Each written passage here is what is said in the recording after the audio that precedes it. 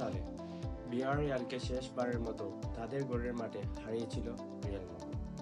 খেলা শুরুর 6 মিনিটের সময় অন্যতম সহজ সুযোগ মিস করেন আইজি পেরেস। তিনি তার সর্বোচ্চ চেষ্টা করেছিলেন গোলটি পেতে, কিন্তু গোল বারের নিচে একটি বিশ্বস্ত হাত ছিল রিয়াল মাদ্রিদের। তিনি হলেন থিবো কর্তুয়া।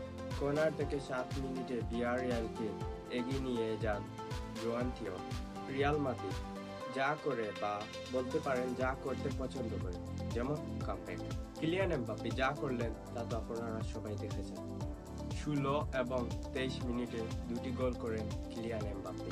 2টি গোল করতে মোটে সময় বের করেন 7 মিনিট। ভিয়ারিয়াল খেলায় ফিরে আসার অনেক প্রচেষ্টা করেও আবার সমতায় আসতে পারেনি। তাদের সবগুলো প্রচেষ্টা থামিয়ে দিলেন থিবো কর্তুয়া।